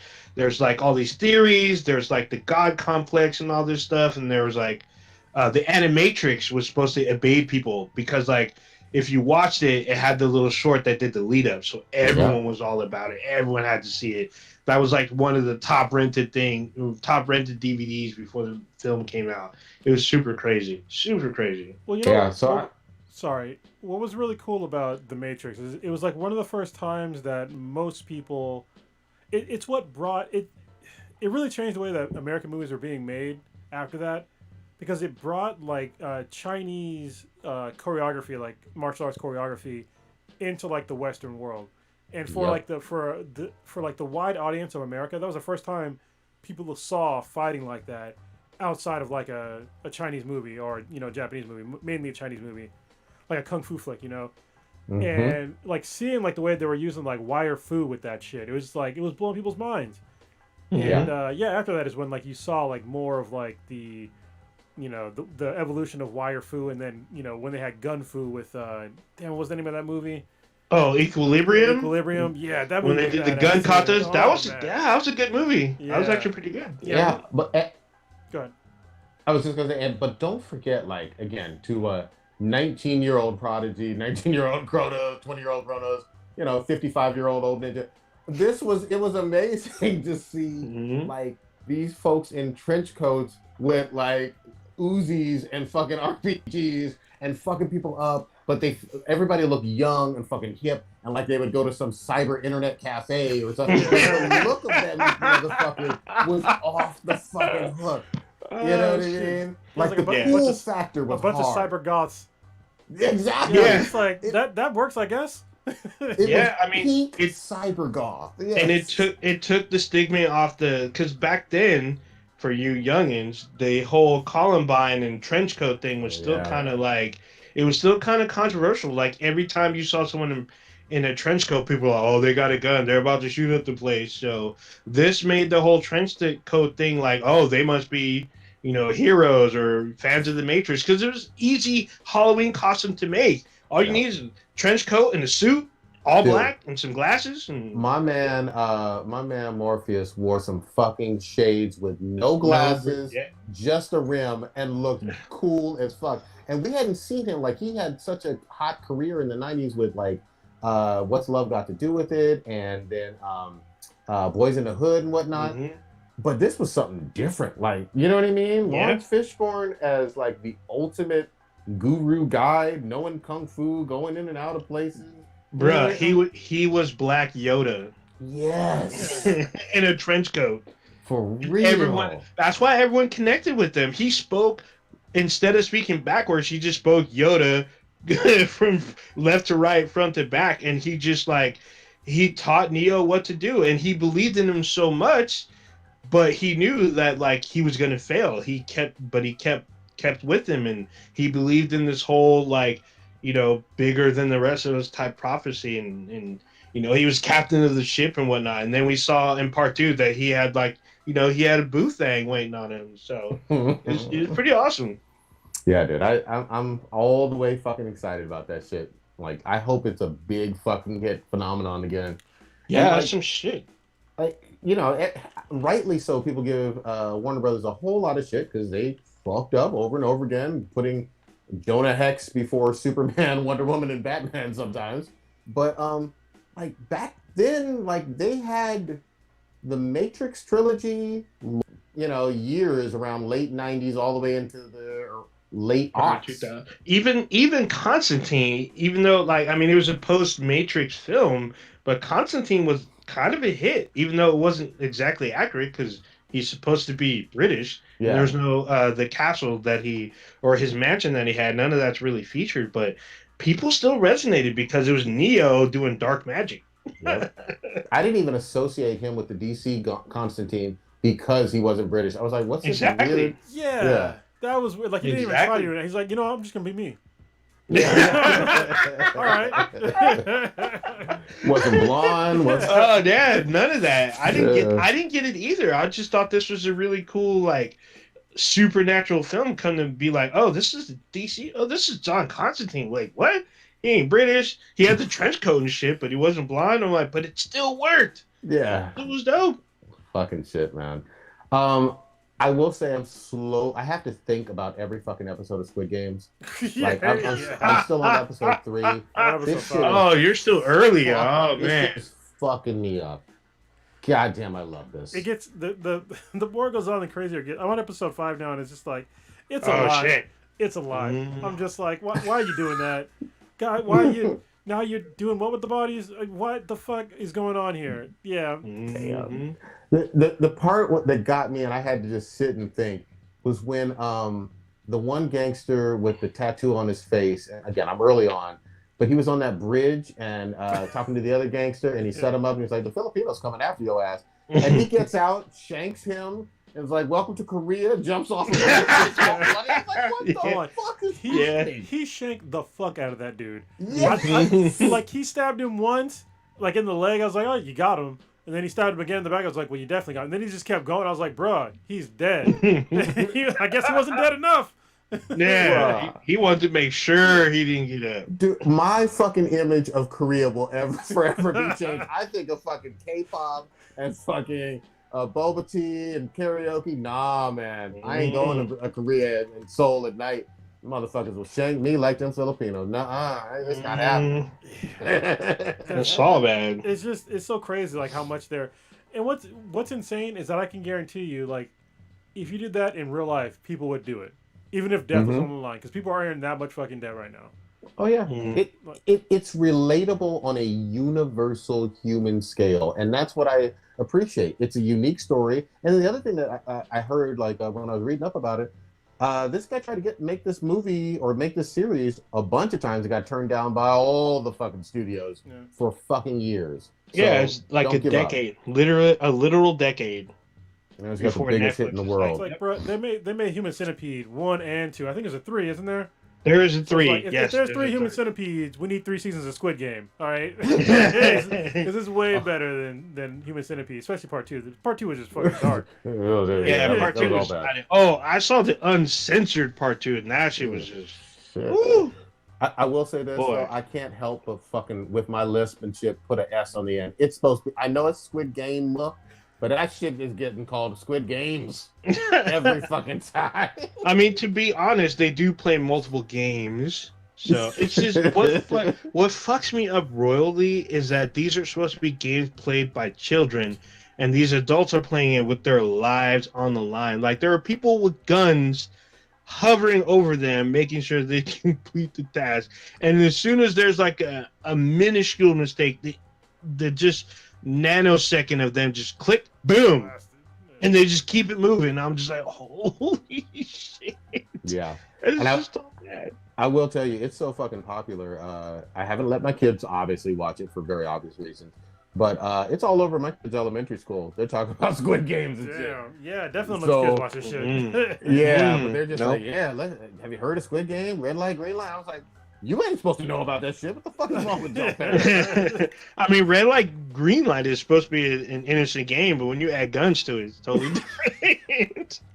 Welcome to Korea, motherfucker. Wait, so episode 3 is the one with the, or was that 4? Is 4 the one with the sugar things, the honey whack? Oh, the honeycomb? Yeah. Is that 3? I don't think Prodigy's there yet. Prodigy, you see the honeycomb thing? Oh, okay. Yeah, it's just no. Like, that shit, like, the end of it was like, it was so funny to me. But yeah, you'll see, man. Yeah, that shit was crazy. Because when you get to that, you'll see another level of what's going on. Yeah, in the thing. The shit's I think in episode 3, like the cop comes in, right? 2. Yeah, he's in there now. But no, but I think in 3 though, he like actually goes into the. Oh, okay. Yeah, they're alluding to that right now. Okay, yeah. So, yeah, where I am. Yeah, there's a whole other layer in episode 4, and it was just like, oh, okay. Yep. Prodigy, you gotta hurry up so we can get on this Midnight Madness. Or Midnight Mass. Yeah, I heard see that because people keep saying that this will twist your mind up, and they're saying it's super fucked up. So I'm like, well, I got to see this then. Yeah, I need it. Plus, they have that guy Raul Kajami. I can't remember. I know what you're talking about. He's Pakistani, I believe. Yeah, he's like actor. A Pakistani American. Really good. He was great in the Haunting of Bly Manor, like excellent series from last year or the year prior. It's like 2 years. Yeah, maybe 2 years ago. But I'm down. I will say this though, I did finally finish off Chappelle stand up the closer. Did you guys talk about this already? We did, but not super in depth. Yeah. Okay. Y'all all saw it, though, What were right? yeah? Oh yeah. What were your thoughts, man? Dude, I fucking love this. I thought this was a goddamn masterpiece, and Chappelle's had a whole lot of fucking hit comedy specials for me. And this maybe I'll have to go back to Sticks and Stones. This may be my fucking favorite one. Oh no. Okay. Oh, that's your opinion, so that's fine. Yeah, I mean, for me, yeah, and I love. Don't get me wrong, I like the other ones too. Um, I don't. Obviously, right now, I think there is like threats of I don't know walkouts, or boycotts, or whatever. There was a walkout and boycott today. Yeah. To me, these people are very ridiculous and did not watch the closer, at least with in the spirit of enjoying a stand-up comedy special. I don't know where they're even coming from in terms of it being disrespectful if you really look at it in the greater context.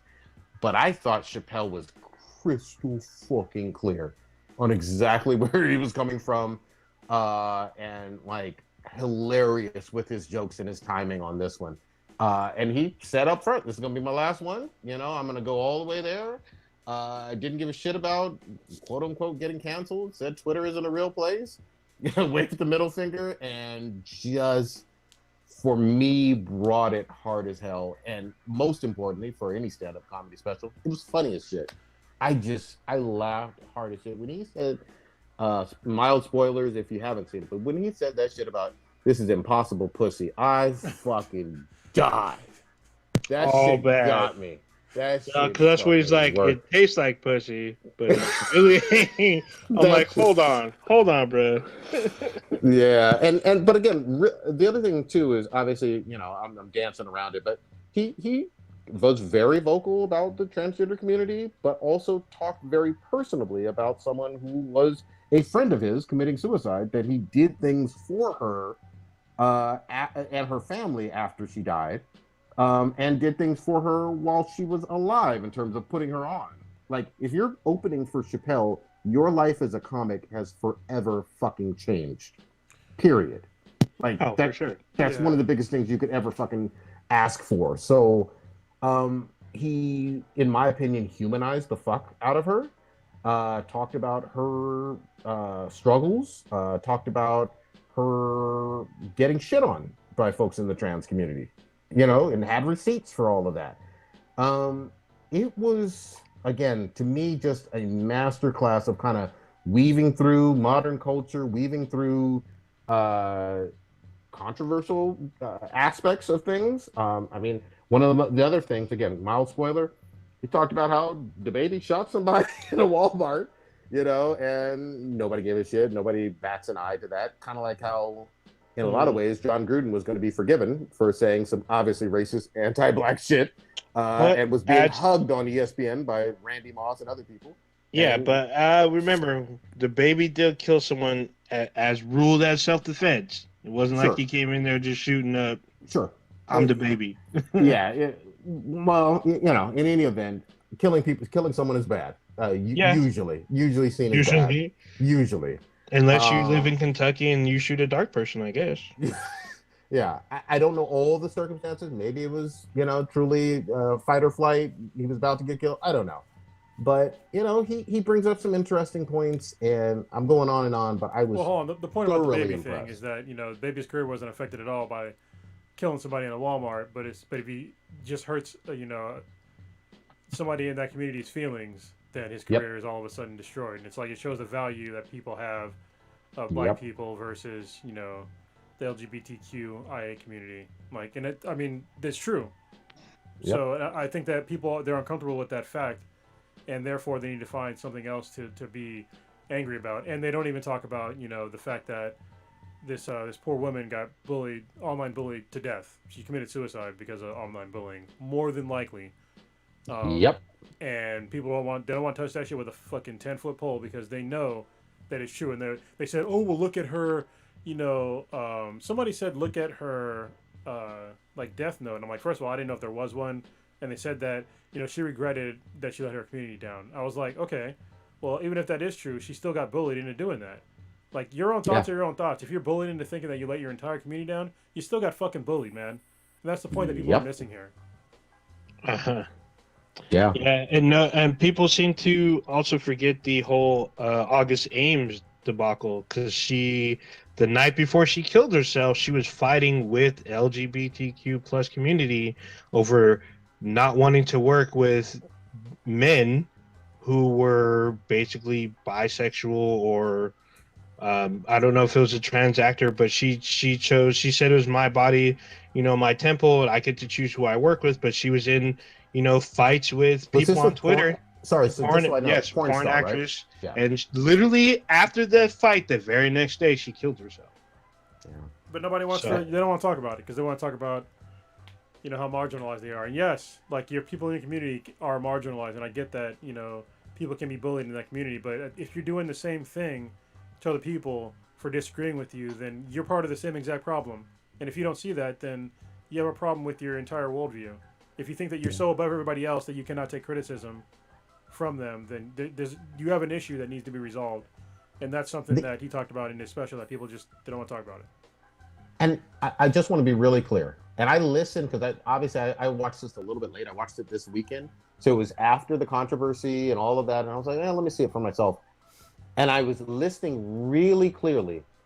I didn't hear anything for me that was mean-spirited. I'm trying to completely dehumanize or hate on to the standpoint of, I want violence for someone because they're trans or gay. I didn't hear anything close to that. I really didn't. I heard some jokes like a comedian on stage is going to do, but I didn't hear him being like, I can't stand blah, blah. I didn't hear that. I really didn't, especially in the larger context of the stand-up set.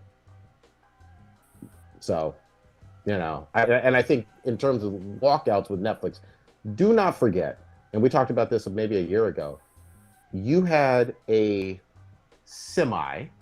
and I haven't seen it for myself, but allegedly pro-pedophilia show in Cuties.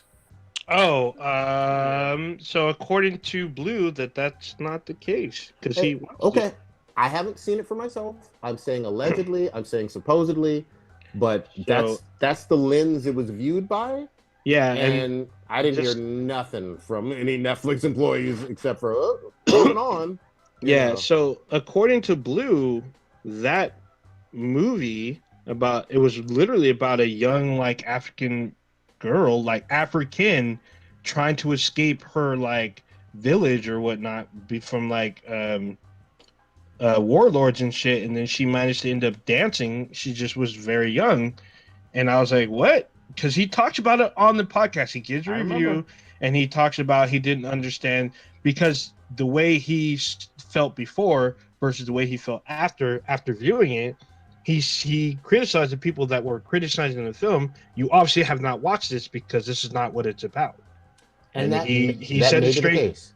That totally may be the case. I'm not discrediting what he's saying. I get that, but what you were talking about is kind of like the people who have not watched it are looking at it and saying this is an exploitative or possibly pedophilic, show. But it's like, did you watch this? And that's what Blue poised on the show. Did you really watch this? It doesn't look like it. It looks like you jumped on the bandwagon based on what you saw. And Netflix still held out to it. They didn't do walkouts. They didn't do none of that. And it's obviously because people didn't watch it. So. Yeah. And here's the other thing, too. I was scared they were going to do a Rainbow Six style breach out through my fucking front door if people start to press play on that shit. You know what I mean? The FBI coming. Yeah, but you got other stuff. Facebook coming for you. Facebook's going to rebrand as some kind of shield agency because they coming for your ass. Look, I'm just going to log in from Tijuana. Everything is going to be just fucking fine. It's only a few miles away. They can't catch me down there. Man. But y'all hear about this shit? Apparently, Facebook is going to rebrand next week. It's going to be some other shit. It's going to be the same. Well, you can rename it if you want, but it's still the same shit. Exactly. You ain't fooling nobody. It's just like Philip Morris changing their name. You're still fucking Philip Morris. You still killed thousands of people, hundreds of thousands of people with smoking. So get out of here. They're going to put on a fake mustache? Yeah. we are Le Facebook now. I don't fuck the name change. Actually change the policies of Facebook. Stop making it such a vortex of fucking hate. Stop making me like unfriend people because they keep sharing the same, you know, hateful nonsense on Facebook. Stop making it available to them. And if you're concerned, I'm talking about censorship. Yeah, I'm talking about censorship. What Facebook is showing me is that a lot of people that I consider my friends back in the day are kind of pieces of shit. Mm-hmm. You know what I mean? They're kind of pieces of shit. And so I just had to let them go. Let them be their own racist ways, even though they're definitely not racist. That was what they'll say. But they're sharing a bunch of racist shit. And if they don't understand what they're sharing is racist, then they need to get re-educated. I'm going to be honest with you. I'm not talking about putting people in concentration camps or some shit like that. But just take up your own fucking time and read some goddamn books on actual historical events. And don't sit there and just ignorantly share out bullshit and get called out about it and then get mad about, oh, it's all about race. It's like, well, if you're sharing obvious racist shit, then yeah, it's about race, you idiot. Like, come on, man. It's so amazing to me, though. Like, again, I got to go back to the John Gruden one. He said some blatantly racist shit about this one black man. And he was like, I don't have a racist bone in my body. And I'm offended that you're telling me I'm racist. Yeah, what? If you say racist shit and someone says, hey, you sound like a racist piece of shit, and then you get all fucking butthurt about it, what the fuck is going on with you? Like, what is in your goddamn head, you know? You're showing evidence of it, and people are going to obviously react to that. It's real fucking simple. It's not complicated. Yeah, anyway. I don't understand. Yeah, I mean, like, I've said some pretty messed up things in my life. And I've regretted some of them, and you know I've apologized for some of them, but I don't go off on like super racist rants. You know, I don't talk about like my dislike for, you know, put in whatever ethnic group you want to put in there, you know, based solely upon their ethnic group. You know, like I don't understand how people think that this is acceptable, especially in 2021, after we're literally going through like the race riots of 2020 and still going through 2021. Like, we're still going through these issues, and people are still not willing to concede anything or even look into, like, why people are feeling this way. And they're still doubling down on racist nonsense that has been around. Like, they're literally just recycling shit that was around, like, 50 years ago. Yeah. Exactly. Facebook is... it is what it is. And let me share my lewds, goddammit. Yeah, how about that? Yeah. Maybe it's going to be Lewd Book. Spin-off. Do a little, open up your what is it? Your dark mode in your browser and then log in. Mm-hmm. Not speaking of which, but did y'all see Snoop Dogg's segue? You failed. Yeah, I tried. But y'all see this Snoop Dogg's new video, Big Subwoofer? I'm gonna watch it tonight. Yeah, where he's dressed as a Mandalorian. He's literally wearing a Mandalorian helmet, and there's like the blue monkey alien chick from Avatar. He has like a bunch of sci-fi like cosplay pretty much while he's playing this. Snoop is always fucking fun. I will say that about him. I remember when, I'll just say it like it is, most of white America was deathly afraid of Snoop Dogg when he was a fucking youngster. Oh yeah, let's be real. Like him and Cube and Easy, like they were just like, this is going to be the end of the fucking Western civilization or whatever. And now him and Ice-T are like just basically like everyone's favorite old man uncle. You know what I mean? Like this is crazy and fun. Bruh, Snoop Dogg has a show with Martha Stewart. Like, yeah, like what the fuck? Yeah, you know, and Ice-T's on what, Criminal Minds or some shit, or SVU, right? Like Criminal Minds for you for like 10 years or some shit. Nah, like 20. He's been on there since forever.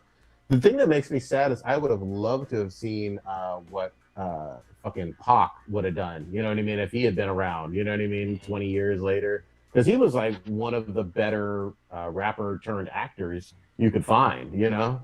Oh yeah. Pac would have been president. Yeah. Definitely would have been president, but all right.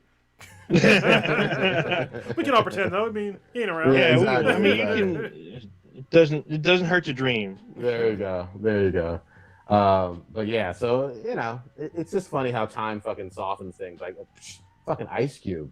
You know, Mm-hmm. America's Most Wanted and shit. And then the one that gets me is like 20 years, I guess it is 20 years ago, like Eminem when he first came out, you know, and he's kind of mellowed out. Like his Haley, what was his daughter's name? Haley? Haley, yeah. Sure. Yeah. Grown up I mean, now. she's a fucking grown woman now. Yeah. You know what I mean? It's like, Jesus Christ. We're getting older, you know. Yeah. I was thinking about, like, when we're talking about the Matrix. I remember when I was watching the first Matrix, and then back in the day, I remember thinking, like, why did it take so long for the second one to come out? Mm-hmm. But to me, like, when the first Matrix came out, I was going through comm school in the Marine Corps, and then the second one came out, I was already past my EAS, but I was still in the Corps. So it was like, I think I was just starting, I think it was like on leave or something like that, but I was just starting my job with my first civilian company outside the Marine Corps. So to me, in my life, it seemed like a large span of time, but it's only like 4 years, like 3 or 4 years. Yeah, exactly. You know, just like, but it seemed like forever. I was like, when's the next Matrix? Yeah, man. And the hype was building that entire time in between too. We were just like waiting on fucking bated breath and shit. Yeah, but anyway, awesome. Back to Eminem. I remember like Eminem was so odd because we never got like, we had some white rappers back in the day, but like their lyrical prowess wasn't that great, like for the vast majority of them, just to be honest. But when Eminem came out, it was like, damn, first of all, this dude's fucking crazy. But second of all, he can spit some fucking bars. And he had the backing of Dr. Dre, so he had some pretty dope beats too. And it was just like, it took a minute for, like, I think Black America to really latch on to Eminem being like a legit rapper. And it wasn't overnight. He got put on radio overnight, but I don't think Black America accepted his ass overnight at all. It took a couple years. Yeah. Absolutely. And then again, you talk about a mega hit, that fucking 8 Mile movie, that was put him into the stratosphere. That was the equivalent of his Purple Rain. Yeah. You know what I mean? Oh, very much. In a lot of ways. So, and then shit, the woman from that, Brittany Murphy, been dead goddamn 15, 20 years. You know what I mean? Oh, shit. Oh, so there's a documentary about, it's literally called What Happened to Brittany Murphy. It is on HBO Max. And you know who else is in that film? Who plays his mom is Kim Basinger. That's crazy. Wow. Yeah, man. Fucking weird ass shit. All right. What else we got, guys? Wrapping it up. Yeah, I'm about to say we could probably wrap it up. I think we covered. There's some stuff we gotta wait for Blue. What was that? What was that new Snoop Dogg song called? It is called Super something. Super bass. Subwoofer. Something. I just I closed down my screen, so I lost it. All right. But what you got populating this week? God damn it. I'll be playing a lot more fucking Back 4 Blood. I still haven't finished it because I've been playing it with different squads, so each squad is at different stages of the game. But more people are finishing the game, more people are realizing that you need to be mic'd up to fucking survive this motherfucker. I hate these motherfuckers. Yeah, even though, I mean, at least on the Xbox, it bypasses party chat, so the people in the game can hear you even though you're in a chat. I don't know how it is on the PlayStation, but it's better. I'll just tell you, it's always better. Anyway, go ahead. Sure. But the thing is, it's cool because it is crossplay, so you can play with a lot of people. I played with B-Boy the other day, so he brought his girlfriend on, so we managed to play through one of the more challenging levels, so it worked out, but there's still a lot more to go. It's a lot of fun, still building up. The gaming kind of encourages you to help out other people is for semi-selfish reasons, because you basically want to help out people so you can get more, points to get better cards to play in the game. So you want to keep playing, help people out, or get further in the game. I haven't even fucked with the PvP section of the game, which is a whole separate thing. I've been enjoying it a lot. It's been raining here in the Bay Area. It rained today, so I'm probably going to be in a lot more, playing a lot more Back 4 Blood. I'm probably going to try some more because it's October. I like how you said that, as if you play outside. I work outside sometimes, but you work? Oh, okay. Sometimes, but not a lot. But Probably gonna do some more like kind of because it's October, play some more of the scary game. I'm gonna try really hard to play some Resident Evil because I have like a lot of Resident Evil shit to get through. Be Pacific. Which one are you doing? God damn Oh, it! I'm doing well. It would be Resident Evil 2 remake, the Resident Evil 3 remake, and then Resident Evil 7. I got to get through all of them, and then buy Resident Evil Village, 7 and is then try to longer than the 2 and Village. 3 combined. Oh shit! Because Yeah. two's fairly long. You'll 3 I see. heard is short, but I'm in a spot. 7's the scariest one. Sure. Just heads up. If you have not and you're on the PlayStation, I highly recommend you play Alan Wake. That's something you should have done as soon as it dropped, but it's a great game. It's perfect season, spooky season to play it. Gonna watch me some Stargirl and whatnot. Gotta get these here. So, for those of you who are into Star Wars, like myself, this new spin-off here, the Trial of Shadows, dropped this week. This is another mini-series, not to be confused with this one here, the Monster at Temple Peak, which is another High Republic miniseries. This is only going to be 4 issues. The next issue, I think, drops either the 22nd or the 28th or something. So, I'm reading these right now. There's a bunch of stuff I guess they're going to wrap up before the next wave of books drops in January. So, now's the time to kind of get some of this now, or maybe put it on your Christmas wish list. So, yeah, that's it for me. Kronos, what you got? Yeah, actually, I'll recommend a comic too. That dropped, I think it was last week, but the Immortal Hulk run just finished up. This is number 50. This is a variant, but this is like one of the best comic book runs in a while, especially concerning the Hulk.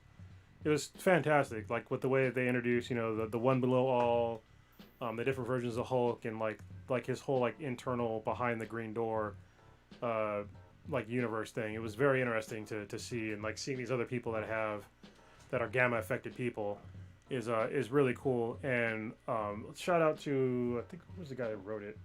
I forget. I think it's Ewing or something like that. Al Ewing. Al Ewing, yeah. And Donny Cates is going to pick up the next run of the Hulk, which is going to drop, I think, in January. So Donny Cates has been on a roll lately with basically everything he's been touching. So I'm looking forward to reading his run of the Hulk as well. Other than that, I still need to beat Kana and Bridge of Spirits, or Kana Bridge of Spirits. I'm on the last boss, pretty sure, but it's kind of a pain in the ass because the boss is like this big thing, and it's just like it's really like a long drawn out battle that has to do with like different sections, and if you die once, it doesn't put you at that section that you died on. It puts you all the way back to the beginning. And you have to fight this whole thing for like a long time, and it's just like, fuck, man. So literally 10-15 minutes of work can put you back, if you die, back to the very beginning. It's like, I wish they would have just put in saves in between those. It's really annoying, but I'll get through it. Maybe I'm not gonna drop the difficulty. I can get through it. I'll be all right. So yeah, that's all I got, and I'm glad we got some rain. So. Hell yeah, glad for the rain too, for the whole state, because we got some down here. I think I have Mishka's mom coming in town next week, so that'll be really good. Kids will get to see their grandmother. And for me, I need to really catch up on some goddamn Squid Games. My kids have been begging me to get back into One Piece. We're gonna do some of that. Definitely hitting up. I think I'm gonna go to Coronado a little bit this weekend. Spend some time. Yeah, spend some time on that beach and shit. And I don't know, do something fun. It's a little colder down here, at least this week. So hopefully it warms up over the weekend. But I'm just like ready and settling in. Like we finally have less boxes in our garage, and things are in the right place in the house, and just getting comfortable. So I'm really fucking happy and shit. But I think I'm gonna go ahead and pull the trigger and pick up Back 4 Blood, because that shit looks fun, and I can't resist some co-op. So yeah, co-op and zombies. Yeah. Yeah. I mean, I'm all about those two things. So good. Even though I've been getting down with Stitch and a couple other friends on Rainbow Six quite a bit. PS5 upgrade is fucking awesome. You know, tactical espionage and shit. Anyway, that's all I got. Old Ninja, take us on out. You really did say Squid Games. Dude, I can't help it, man. That shit has an S on the end. Fuck Yeah, y'all. that's hilarious. Sorry, Korea. Welcome to Seoul. Oh, goddamn. That's terrible. Listen, that whole scene, it was funny because none of them had guns because you can't have guns in Korea. Yeah, exactly. We'll just stab you and, you know, blunt trauma you. Hell yeah. Dive off the bridge, man. All right. You just experienced Black and the Black Times Infinity. Check us out anywhere and everywhere on the internet with BThanBTI. That's BTHANBTI. We're on almost every social media platform except for like TikTok and Snapchat. We don't do that shit. Check out on Amazon. We have an app that'll let you know we go live. You can email us at beanandbti@gmail.com. We have a Discord. You can email us to let us know you want to join. And then check out our official website, benheadproductions.com/beanandbti. There you go. Yeah, and if you get a chance,